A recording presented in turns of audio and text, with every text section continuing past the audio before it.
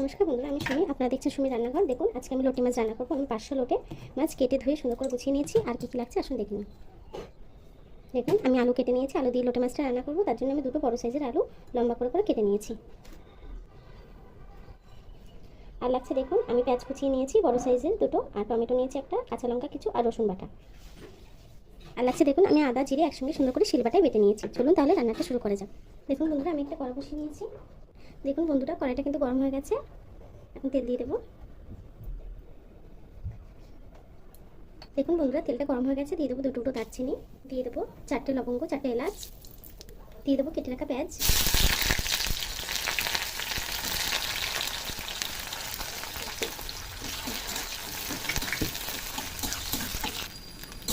দেখুন বন্ধুরা, পেঁয়াজটা কিন্তু হালকা ভাজা হয়ে এসেছে। এখন কাঁচা লঙ্কা রসুনটা দিয়ে দেবো।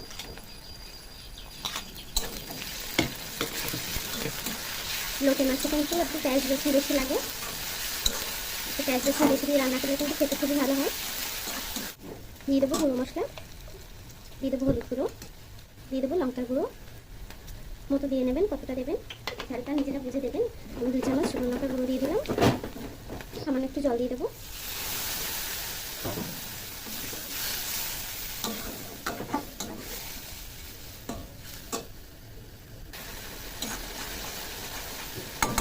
দেখুন বন্ধুরা, এখন দিয়ে দেবো আদা জিরে বাটা,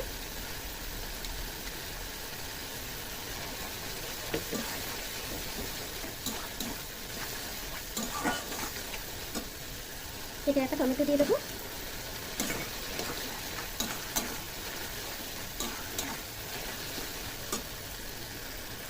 দিয়ে দেবো স্বাদ মতো নুন,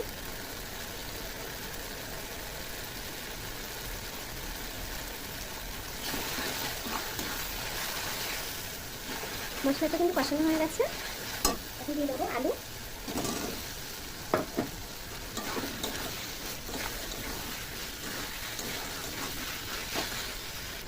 দেখুন বন্ধুরা, আলুটা কিন্তু কষানো হয়ে গেছে একটু। এখন লোটে মাছটা দিয়ে দেবো, লোটে মাছটা দিয়ে দেবো।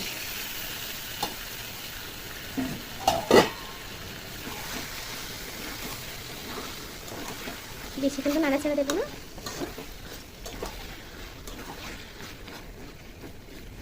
একে আমি তরকারিটা ঢেকে দেবো।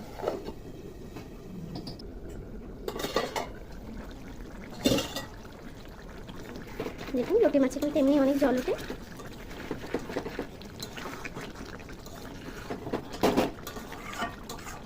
তলা থেকে একটু হালকা হাতে নেড়ে দিতে হবে, না তো লেগে যাবে।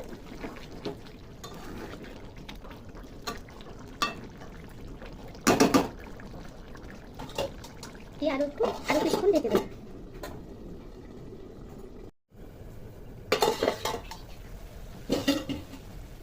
দেখুন বন্ধুরা, তরকারিটা কিন্তু হয়ে গেছে। আলুগুলো কিন্তু সুন্দর গলে গেছে। দেখুন, এখন তরকারিটাকে নামিয়ে নেব।